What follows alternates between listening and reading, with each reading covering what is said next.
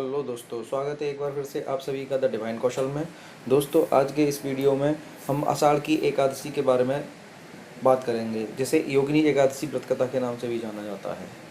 दोस्तों, अभी तक आपने चैनल को सब्सक्राइब नहीं करा तो चैनल को सब्सक्राइब कर लें, साथ ही साथ बेल आइकन को दबा दें, जिससे आपको लेटेस्ट वीडियोज़ की इन्फॉर्मेशन मिलती रहे। तो चलिए वीडियो को फटाफट से शुरू करते हैं।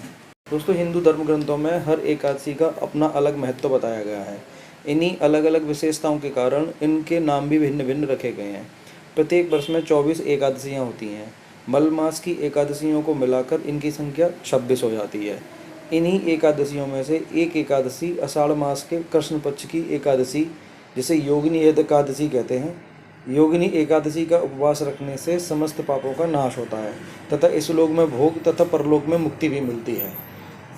महाभारत के काल की बात है। एक बार धर्मराज युधिष्ठिर ने भगवान श्री कृष्ण से कहा, हे भगवान, मैंने ज्येष्ठ शुक्ल एकादशी के व्रत का महत्व सुना है।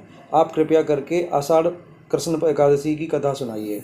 श्री कृष्ण जी कहने लगे, हे राजन, आषाढ़ कृष्ण एकादशी का नाम योगिनी है। इसके व्रत से समस्त पापों का नष्ट हो जाता है। यह इस लोक में भोग और परलोक में मुक्ति देने वाली होती है। यह तीनों लोकों में प्रसिद्ध है।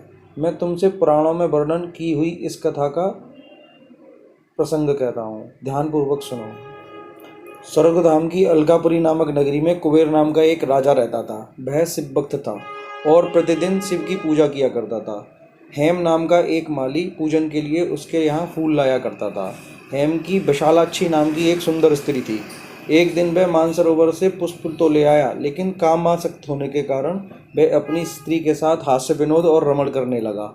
इधर राजा उसकी दोपहर तक राह देखता रहा। अंत में राजा कुबेर ने सेवकों को आज्ञा दी कि तुम लोग जाकर माली के न आने का कारण पता करो, क्योंकि वह अभी तक पुष्प लेकर नहीं आया है। सेवकों ने कहा कि महाराज, वह पापी अतिकामी है, अपनी स्त्री के साथ हास्य विनोद और रमण कर रहा है होगा। यह सुनकर कुबेर ने क्रोधित होकर उसे बुलाया। हेम माली राजा के भय से कांपता हुआ उपस्थित हुआ। राजा कुबेर ने क्रोध में आकर कहा, अरे पापी, नीच, कामी, तूने मेरे परम पूजनीय ईश्वरों के ईश्वर श्री शिवजी महाराज का अनादर किया है। इसलिए मैं तुझे शाप देता हूँ कि तू स्त्री का वियोग सहेगा और मृत्यु लोक में जाकर कौड़ी हो जाएगा। कुबेर के शाप से हेममाली का स्वर्ग से पतन हो गया और वह उसी क्षण पृथ्वी पर गिर गया। भूतल पर आते ही उसके शरीर में श्वेत कोढ़ हो गया। उसकी स्त्री भी उसी समय अंतर्ध्यान हो गई। मृत्यु लोक में आकर माली ने महान दुख भोगे।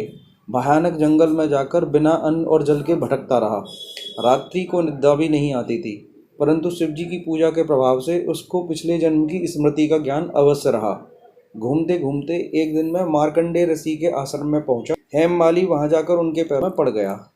उसे देखकर मार्कंडेय ऋषि बोले, तुमने ऐसा कौन सा पाप किया है जिसके प्रभाव से यह हालत हो गई है। हेममाली ने सारा वृत्तांत कहकर सुनाया।